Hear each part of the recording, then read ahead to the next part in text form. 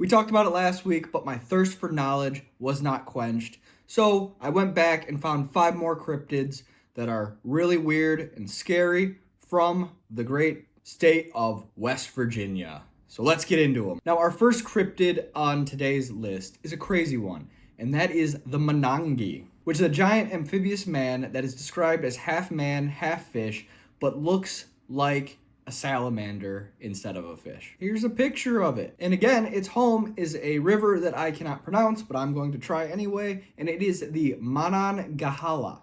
Let's hope I said that right, which is the same river that the Agua was in from last week. Isn't that neat? And maybe the Agua and the Monangi are mortal enemies and they fight all the time. We just don't know about them because we don't know about their existence. Maybe. And there are a lot of legends of the Monangi from the tribes in the area before American settlers. And when they came, the Native Americans told them to not fish at night because of the Monangi. The Monangi would go hunting at night. It was nocturnal, according to the legends. And it is also said that it loved human flesh. So let's leave it at that. I don't know how they figured that out. I don't know how the Monangi figured it out either. And in the 1950s, people in the area would say they have seen the Monangi all of the time. But one of the weirdest things about the Monangi is there is allegedly a picture taken of it in 2003, and it was released on the early internet.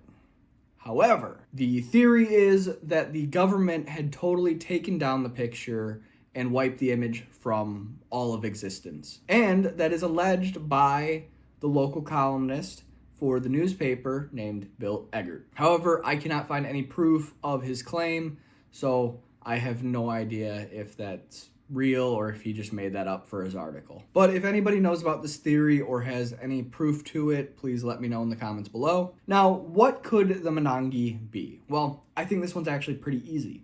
I think that it is just a misidentification of the hellbender salamander, which is about 2 feet long and is one of the largest salamanders in the world. Not the largest, but very large. However, it could also be a extinct or recently extinct or undiscovered salamander that is way larger. There was a salamander found in America that was 7 feet long. And it's fossil. I have no idea when it was from. It really didn't have a time when I was looking at it, but so maybe it could be a 7-foot long unidentified salamander. Now, our next cryptid on this list is Ingrid Cold, or the Grinning Man.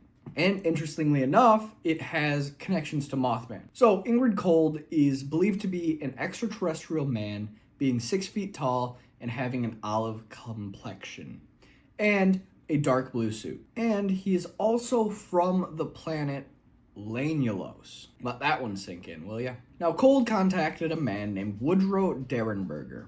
In November of 1966, he was driving down Interstate 77 when he saw a UFO land in front of him. So he stopped, and Cold stepped out and greeted Derenberger, telepathically, mind you, with a smile on his face, and he said, "Be not afraid, have no fear. We come from a country that is not nearly as powerful as yours. We mean you no harm." Cold also told him that he would contact Derenberger again and to contact the local authorities and tell them their story. Then Cold went back to his ship and flew away. After Derenberger contacted the authorities, he gave a press conference about his experience, and later he also claimed that Cold came back twice and even took him to his home planet. And Derenberger went on to speak about UFOs and aliens through lectures and telling his story through books and radios. But what is the connection between Cold and Mothman? Well, it's kind of lame, because it happened a couple days before Mothman was first seen, and Cold didn't even warn us about the bridge. But one of the weirdest things I found was Cold said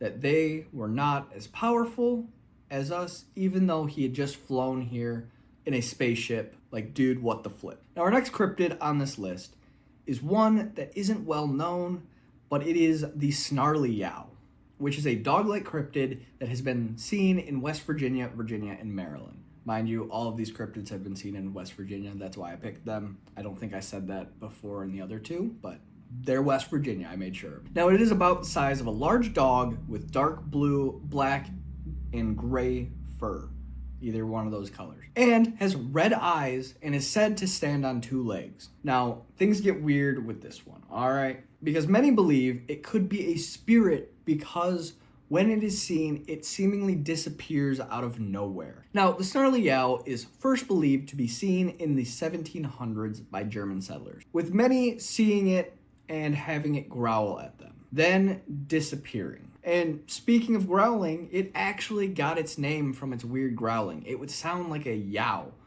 sound. I don't really know how to explain it, but it was somewhere between a growl and yow. I don't know. People would throw rocks and sticks at it to get it away from them. However, that didn't work because the sticks and rocks passed right through this dog. There are even some modern sightings of people running over a dog to get out, check the car, and check the dog, only to find no damages, no dog, but when they turn around, there's a black dog with red eyes standing on 2 legs staring at them. And then guess what? It poofs away. Yeah, that's terrifying. But I guess I will never go to West Virginia. Don't pull this clip up if I ever go to West Virginia. Don't do that. But the snarly owl is not a good thing to see because if you see it, you get bad luck. And it is said that if you see it 3 times, that means you will die soon. Yep, definitely not going to West Virginia.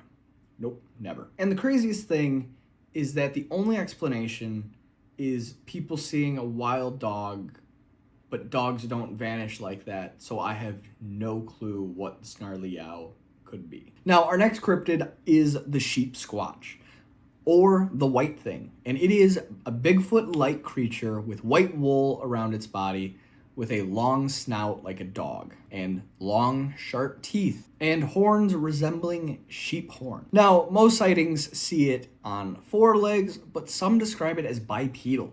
And on top of that, people say it has hands like a raccoon and the tail of a possum. And it smells like sulfur. And there are a lot of sightings in the 90s. And in 1994, a man saw it drink from a river and leave. In 1995, a couple were driving when they saw a white animal in the ditch.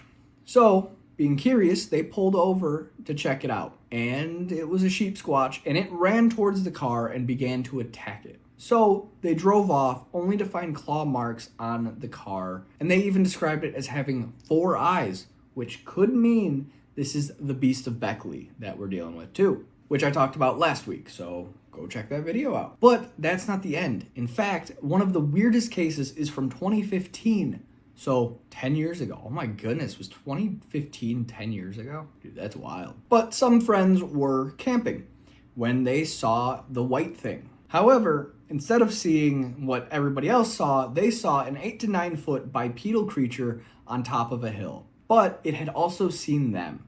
So it began to run at them, but when it was way too close, they described hearing a loud guttural screech from about 2 miles away. And the sheep squatch stopped it dead in its tracks, looked up, and began to whimper and run off. And the only thing I can think of that they heard was the snallygaster. It could have been protecting the campers, or it could have been just looking for a new snack. But what is the sheep squatch? Well, I think it could be an albino bear. That would explain the color and the size, but tell me what you think. And to bring the list to an end, our final cryptid on today's list is the Grafton Monster. And it is described as being 7 to 9 feet tall, 4 feet wide, and having white leathery skin with a head where one shouldn't be, right in the middle of its chest. Now, the first sighting comes from 1964, and on June 16th, a man named Robert Cockrell saw something on his drive home from the newspaper. He came across a turn on the road, and he saw a massive beast, and upon seeing it, he sped away in fear. The next day, with a couple of friends, he went to investigate the area to find no monster, but the grass was trampled on, and also a low whistling that always followed them. So That's a little weird. It's best when you hear whistling to just go away. And upon hearing 20 other sightings of this monster, he wrote an article for the paper he worked for on June 18th, and that caused teenagers to go monster hunting, with several of them seeing the monster, but with no physical proof. The newspaper came out with an article the next day with them saying that the monster was a result of, quote, personification of active imagination, and that the beast could have been someone pushing a handcart loaded high with boxes, and that's what took the shape of the monster.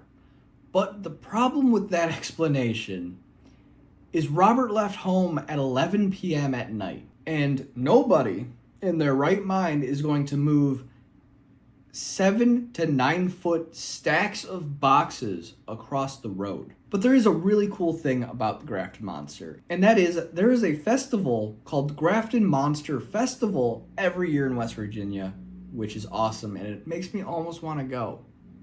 But then I remember the Snarly Yow, and I don't know what to do. And with that, thank you for watching today's video. If you like this video, please like and subscribe. It will really help me out. Thank you. Bye.